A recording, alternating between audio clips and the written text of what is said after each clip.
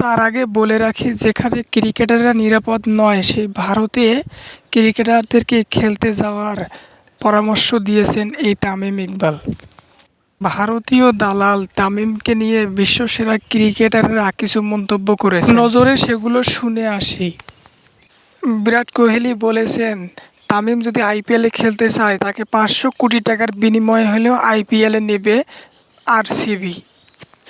Trent Boult বলেছেন আমি বিশ্বসেরা bowler হতে পারিনি, কিন্তু তামিম এর কাছে আমি কিছুই না। ইয়ন মর্গান বলেছেন এই ছেলে একদিন পৃথিবী শাসন করবে। কেন উইলিয়ামসন বলেছেন 50 বছরে আপনি 50টা বিরাট কোহলি, ক্রিস গেইল, রিজওয়ান, বাবর আজম পাবেন, কিন্তু 100 বছরে একটা তামিমও পাবেন না আপনি। রোহিত শর্মা বলেছেন আমি পৃথিবীর একমাত্র বোলার হিসেবে তামিম ইকবালকে ছক্কা মারতে দেখেছি।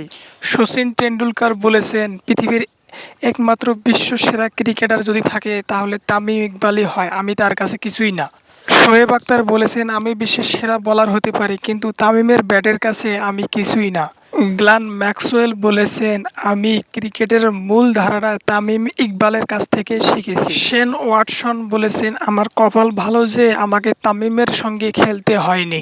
বাবর আজম বলেছেন তামিমের সঙ্গে খেলা বৃথা চেষ্টা ছাড়া আর কিছুই না। মোহাম্মদ রিজওয়ান বলেছেন তামিম যদি পাকিস্তানে জন্মগ্রহণ করতো তাহলে বিশ্ব সেরা ক্যাপ্টেন হতো। সিকান্দার রাজা বলেছেন তামিম ইকবাল মাঠে থাকা মানে বল মাঠে থাকা না, পুরো স্টেডিয়ামের বাহিরেই থাকা।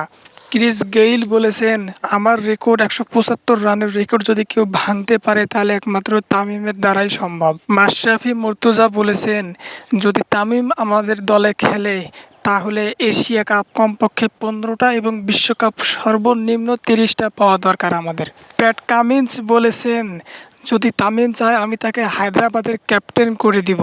আর এই সেরা খেলোয়াড় জীবন বাজি রেখে হলে ভারতে খেলতে যাওয়ার পরামর্শ দিয়েছেন। জীবন আগে নয়, খেলাই আগে।